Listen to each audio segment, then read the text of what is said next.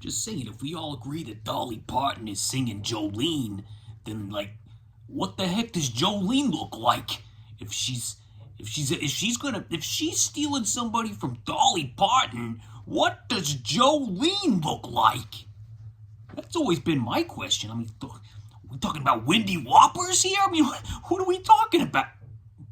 Oh, hey guys, Jamie here.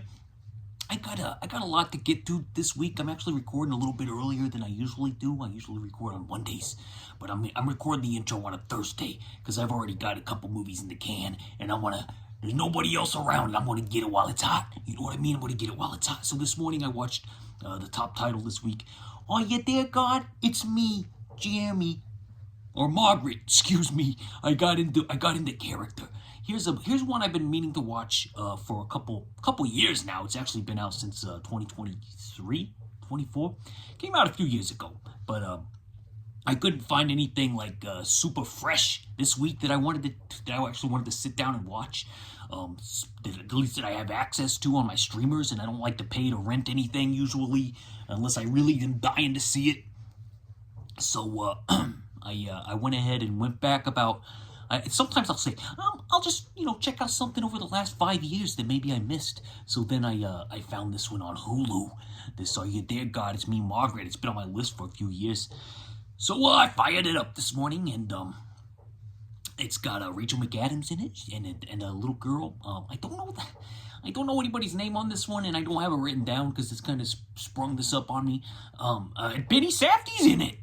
Could imagine that. I've been on a Safdie run in May. May is for Safdies now, apparently, because I've also thought about checking out Good Time again at the end of the month. And maybe Uncut Gems, revisit that one at the end of the month. But Benny is acting in this one. He plays the dad. He's not really the main character. The main character is the little girl, Margaret. And she's 11 years old. And this movie is like My Girl meets... it's like... Let's say coming-of-age girl movies are on a spectrum, okay? So you got Little Darlings all the way over there. That's the horror movie version, even though it's not a horror movie, but it sure is scary. You got Little Darlings from 1980 all the way over there. In the middle, actually on this side, let's say you got My Girl on this side over here where I am. And then maybe in the middle here, inching closer to Little Darlings, but not quite as rough around the edges is Are You There, God? It's Me, Margaret. So you get and this one is probably the most family friendly. Well, My Girl's pretty family friendly too, unless of course you don't want your family to have their hearts torn out of their chest and the tears squirting out of their eyeballs by the end of it. But this one's more family friendly in the sense that it's going to prepare Lucy, my daughter, I think, is going to prepare her for the teenage years and womanhood, perhaps, in a fun, realistic way. Or at least a digestible way, okay? But I'm not a girl, so I don't actually know if it's realistic, but it feels like it is. Oh yeah, Now and Then maybe would be closer to Little Darling. So you go, My Girl, you go, Margaret, and then you go, My Girl, you go Now and Then, God, You There, God, Me, Margaret, and then at the other end, at the very far end, scaring the crap out of everybody is Little Darlings, okay? So anyway, back to this one. It's just, it's a coming-of-age story from Judy Blume, and it's got a theme of religion to it. Now, I know what you're thinking, because it's the same thing I was thinking. I was scared it was going to be like one of those Christian movies, like... what's one of them? Oh, God Is Not Dead. Like these Kirk Cameron movies, that you see popping up and they get like big box office because there's a lot of Christians in the United States. Hey, look, freedom of religion, all right? Freedom of religion to me can also mean freedom from religion, all right? So, hey, to each his own. If it gives you comfort, then God bless you, as they would say. Godspeed, as I say at the end of every episode. But I will say this.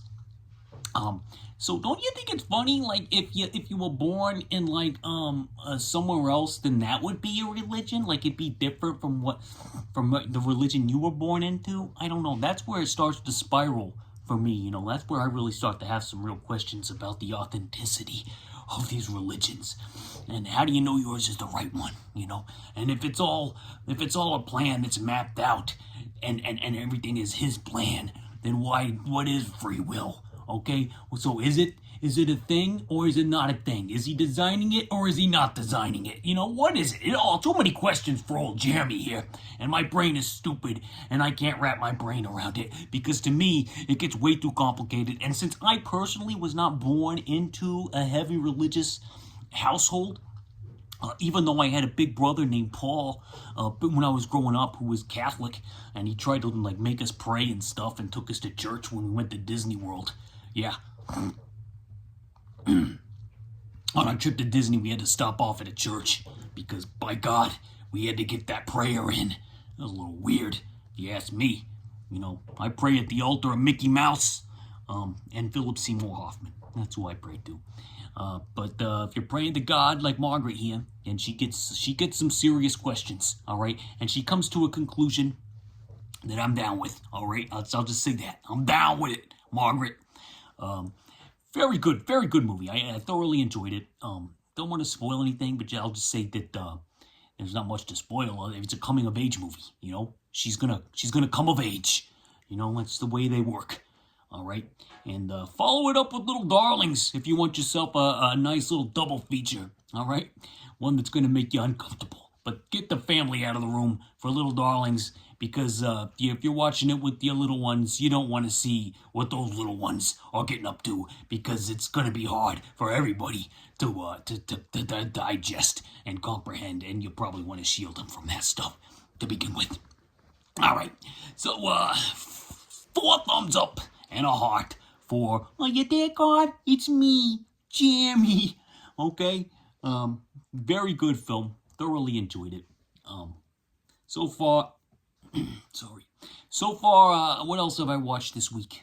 I've been watching a lot of movies at work on my break in my car because I'm trying to save gas money because usually I drive back and forth, you know, like on my lunch, but I've decided to take out the lunch trip, so I've made a little fort, a boys only, Jeremy only hideout in my car at work. So on lunch I get a full hour, so I'm just sitting. I download a movie ahead of time on the Prime or something, or archive.org. Great source.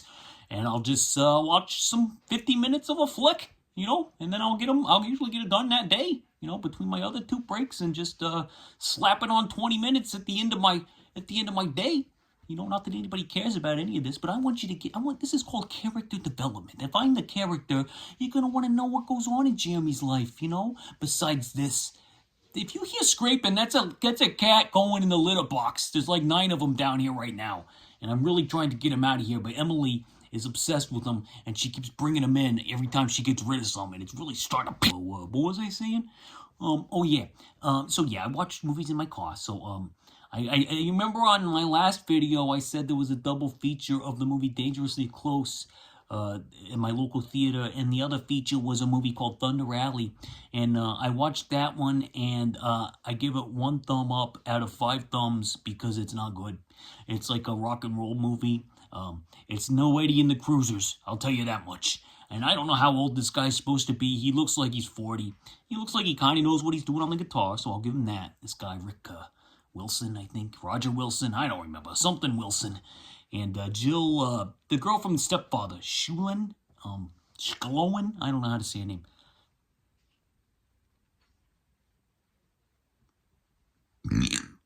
Oh, I thought that was going to be bigger.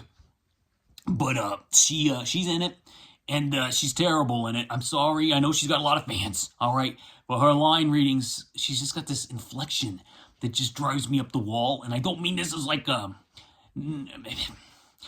it's like this. It's like, what are we doing? It's like so grating on my ears. And listen, guys, I love women, okay? I respect women, okay?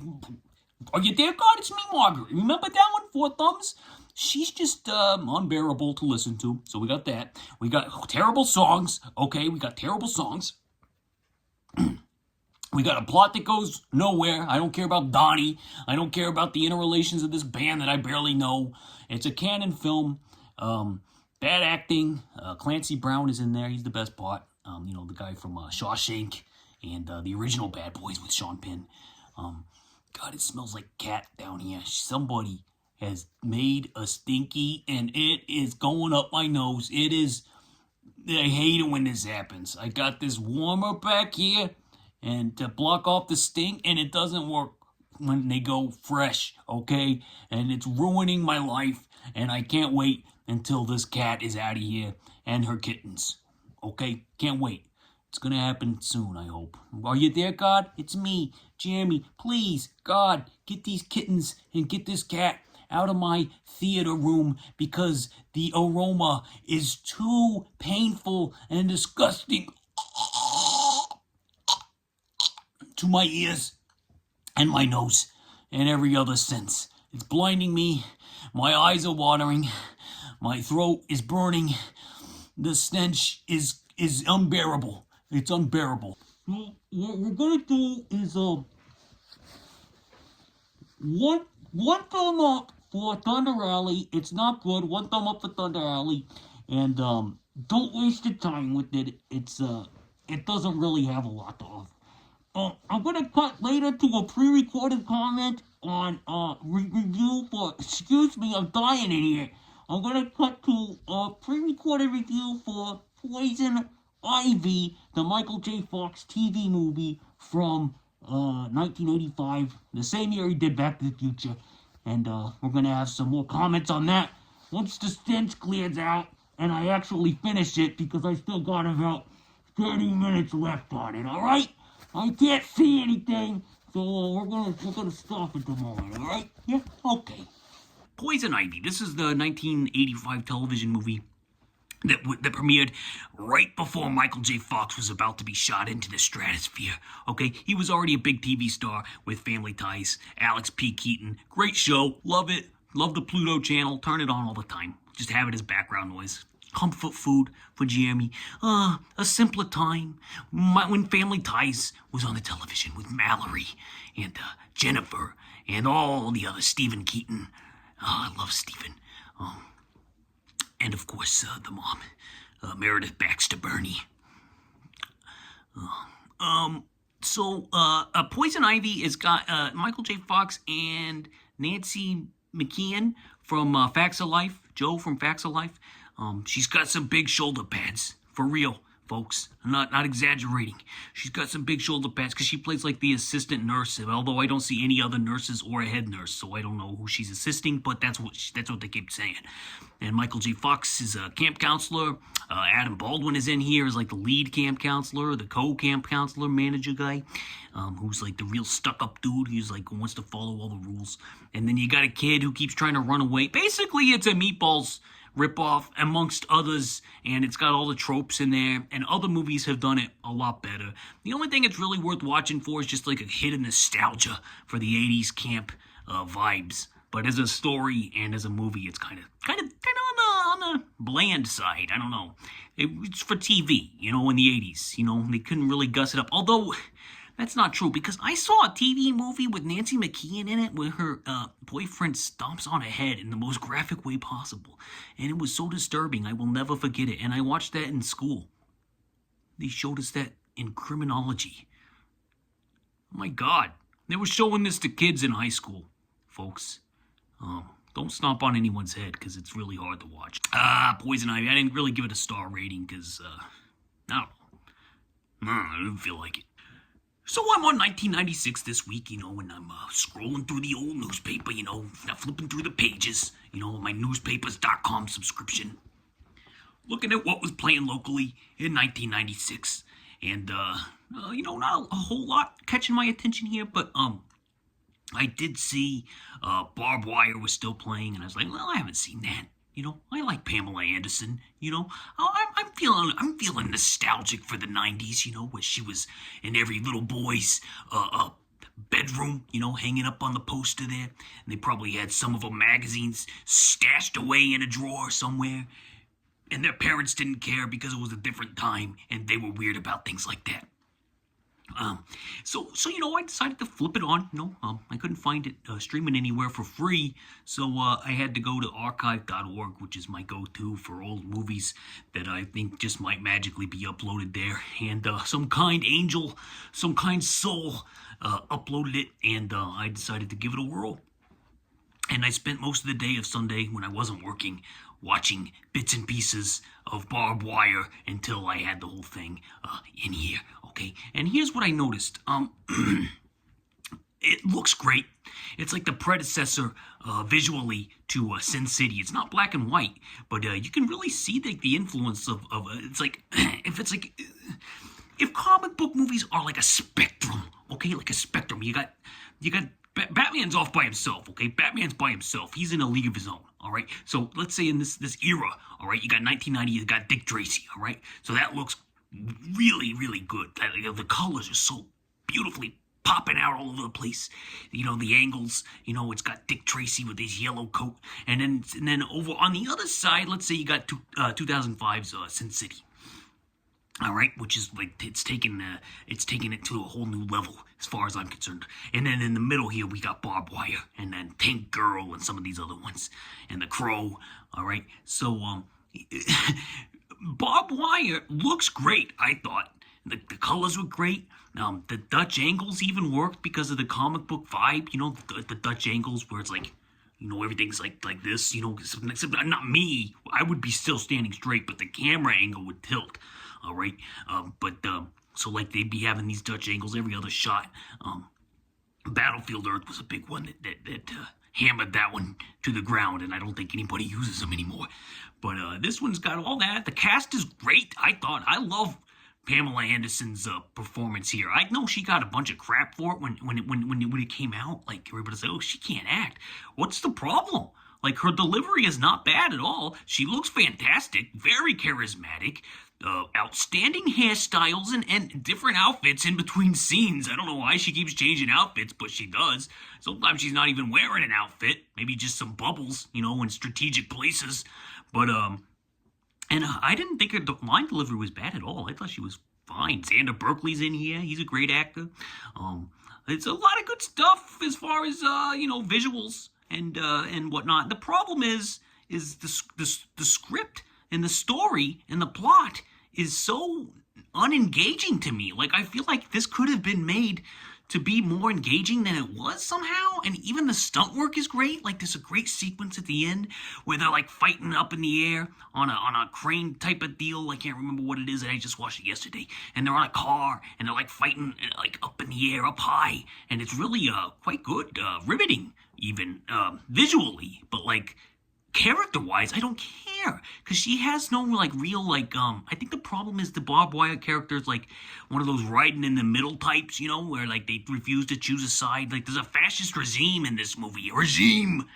Okay? And she doesn't, denounce it, per se, and she doesn't take up with the rebellion either. She's just, like, in the middle. So it's like, she doesn't have any values, and she's not really trying to do anything. Then why do I really care about any of this? Like, okay, she wants to get some contact lenses so she can go to Canada. I don't know what's going on. There's a lot of contact lenses and Canadian talk because they have retinal scans. The plot is nonsensical, and it's actually almost a direct copy. I think Roger Ebert pointed this out. Barbed Wire, the plot is almost a direct copy of Casablanca. Remember Casablanca at the beginning when it cuts to the credits and Humphrey Bogart's got his chest out and he's spraying him with a hose and he's just up there doing his thing with this stogie hanging out and you remember that part?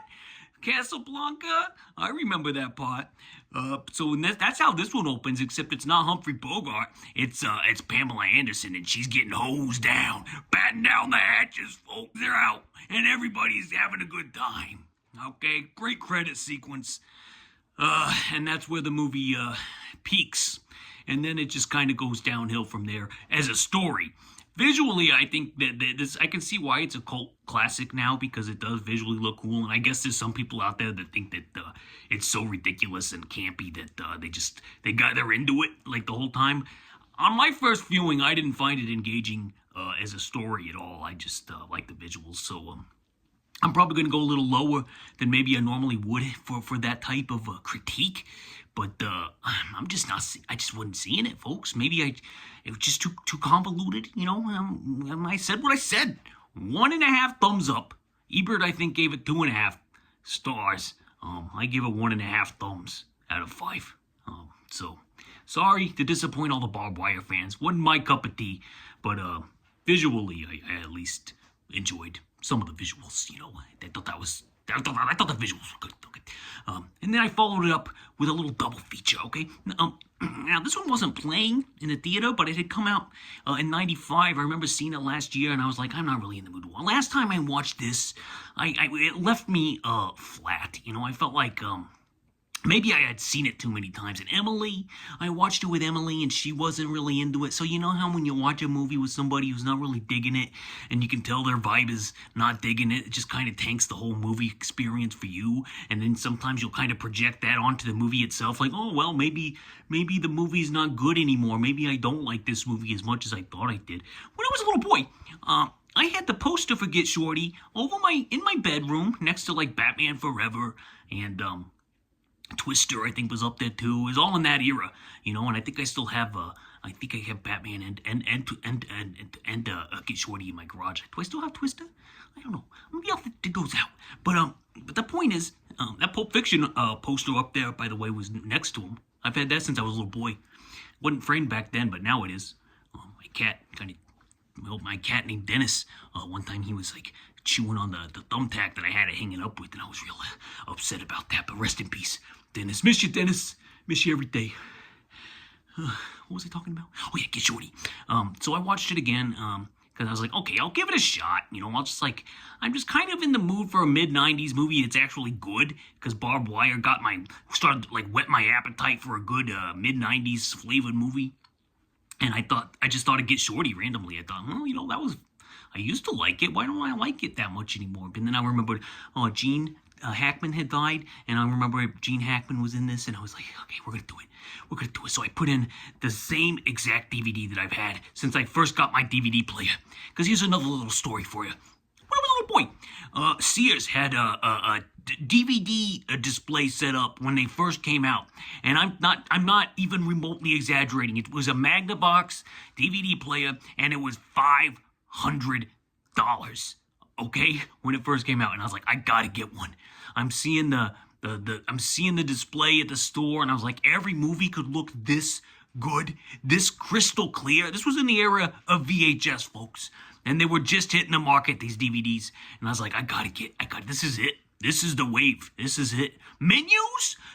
Scene selection? Are you kidding me? So I knew I had to get my hands on this. So I did. I had a paper route, and I saved up my money, and I got a DVD player. And when you purchase the DVD player, I had a selection of movies that you could choose from, and one of them, if I recall correctly, I feel like it was either here or Suncoast. I can't remember, but I feel like it was with the DVD player. You got 4 free movies, not free movies, but 4 movies with it out of a selection. And one of them was Get Shorty, so I got that. Here, hold on a second. That's it. That's the real one too. Look. Thank you. Look. Open it up. Open them up for him. Snapper case, double-sided. One side's full screen, one side's widescreen, enhanced for 16:9 televisions, which didn't even exist back then. They were thinking of the future. I mean, they existed, but they weren't the norm.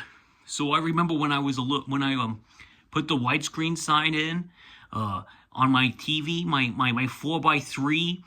Everything looked squished, and I thought the DVD had a problem, but it was actually, that's what enhanced 16:9 looks like on a 4x3 TV. Squishes everything. But the processing, I guess, on a proper 16:9 widens it up. Because I watched it this morning, that exact disc, and it looked great. It looked great. They were really trying back then. The DVD, the original Snapper case DVD of Get Shorty still looks good. And I think we bought Midnight Cowboy, me and my twin brother, Jason, we watched, we bought Midnight Cowboy was one, Gremlins was one, and I think we just kind of had to settle for The Mask with Jim Carrey, which I don't even have on display because I was never really a big fan of that one. I think it's up in my attic somewhere still. So that's what we got there. And then I watched the movie this morning, Get Shorty, and I loved it. I'm back to loving Get Shorty. Okay, I remember reading the book when it came out when I was a little boy, and this time it was like this was the era where like everything seemed to be influenced heavily by Pulp Fiction because it had come out the year before. So style-wise, dialogue-wise, everybody was trying to like kind of ape that Quentin Tarantino style. And Tarantino, like Travolta was originally off for this movie and he turned it down. And then Tarantino said, "John, you got to take this. You're on fire. Pulp Fiction. You're riding a comeback. You got to take this one." And so he took Quentin's advice because I guess, he was so right the first time when Pulp Fiction came out. Excuse me. That he decided that, I'm going to listen to QT here. He seems to know what he's talking about, so I'm going to go ahead and do this Get Shorty movie. And boy, am I glad he did, because Chili Palmer is one of the funniest characters. Like, he's cocky and confident, like, extremely so, like, unrealistically so, but John Travolta is such a likable presence that he just pulls it off magnificently. Gene Hackman is absolutely on fire as far as a comedic actor in this movie. I don't know. He should have got the Best Supporting Actor nomination for his portrayal. Dennis Farina is fantastic. The cast is so good. Like, everybody is cast to perfection. It's one of those movies that is just like, casting is so important. But also, the big thing that I liked about this that I didn't like about Barb Wire, if we're going to compare the two, because it is a double feature that I had. Excuse me, I'm a little snotty in the mornings. But I would say that the script by Scott Frank is methodically, intricately tied together so that every single aspect is tied back around. It eventually all comes around, and there's like 7 or 8 threads dangling at the same time, and it's all like revolves around money and scams and vigs and complicated money stuff that the Elmore Leonard. Here's what I want to know about Elmore Leonard. If there's an interview or something where he explains his process, I would love to read it or hear it. I don't know if the man thinks of these stories, if he plots out the intricacies of the story first and then connects them to the characters, or if he just starts writing with characters getting in scenarios and then he just throws a bunch of threads out there and he figures out how to tie it all together during the writing process. But it is so well plotted and everything ties together like almost like, how Seinfeld used to tie every random little string together in episodes and it would all come around at the end in like a big explosive climax. And that's exactly what happens here in Get Shorty. And man, oh man, is it a ride, and it is fun, and it holds up, and it's very funny. Like comedies, a lot of times they won't hold up as much as another movie, but this one very much holds up. Emily was not watching it with me this time, so I didn't have to worry about her vibe not meshing with the film, which I would project onto the movie, because I think that's what happened last time when I watched it like 16, 20 years ago. I don't know when it was, but whenever the last time it made a bad taste in my mouth. Well, guess what? It tastes good now, and I loved every second of it. 4 thumbs and a heart for Get Shorty. Danny DeVito, hilarious as Martin Weir, the big movie star, the little movie star who they want to get for the Mr. Lovejoy script. There's so many different plot elements. I'm not even going to attempt to explain it. But check it out if you've never seen Get Shorty. It is a very, very fun ride about the mid-90s and before movie industry. And what else did I watch? Class of 1999. This was the sequel, directed by and written by the same guy who did Class of 1982, Mark Lester. He also, in between the two, he did Commando and a couple other things. And this was actually pretty fun. It's kind of like Class of 1984. Excuse me, Class of 1984. Speaking of Michael J. Fox, he was in that one. And he's not in this one though, because in this one it takes it into a sci-fi zone. So the corrupt school with the scary students has 3 substitute teachers who come in and they're cyborg robots, and they delve out corporal punishment and death as they see fit, and homework assignments at the same time. and they're played by one of them's Pam Grier, which I didn't know going in. I was like, she's just popping up everywhere. I love her. I love you, Pammy. I love you in this one too. She looks fantastic. Fantastic. The main guy, the main kid, he's like a Corey Feldman ripoff, and for some reason they like tried to. I think they may have set him aside and said, "Listen." Mark set him aside. He said, "Listen, we want you to talk like a Ninja Turtle. Talk like the party dude, the Michelangelo. We want you to talk." So he's got this like bad, like California accent that sounds like Corey Feldman, and he kind of looks like him too. So it's like great value Corey Feldman, as the internet might say. And he's, pizza dude's got 30 seconds. You know, it's like something like that. It's not quite that bad, but it's in there. You can hear the inflection. And, he's kind of rough. But the movie itself, it's got some great stunt work. For the budget, like the special effects, especially like the last 20 minutes, are really incredible. Like I think they top the original Terminators as far as that goes. Like these cyborg teachers really are realistically portrayed as robots. Like at one point, Pam rips open a chest and she's got like these robotic. Then you got a bunch of other stuff going on in here, and it's just like one of the cyborgs teaches, like his first punishment is to take one of these punk kids and he takes him up in front of the class after the guy misbehaves, and he bends him over his knee and he starts spanking him in front of the class. Oh, it was hilarious. This is it's a pretty fun one. It's not as good as Class of 1984, excuse me, but what is? But I give it 3 thumbs. I give it 3 thumbs for Class of 1999. So that's it. That's it for this week. Song-wise, there was a new Lemon Twigs album. I can't remember the name of the song. Hold on, maybe I can find it. Give me a second here. I gotta pull up my Spotify account. Hold on. I'll find it for you. I really want you to get it. Oh, there goes my white light. I use my computer as a flashlight. It's my playlist here. Here it is. It's called My Heart is... Hold on.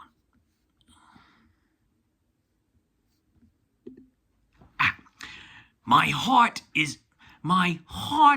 is in your hands tonight by the Lemon Twigs. That's my song of the week. Jeremy spoken. Godspeed, peace, and love. Toodles.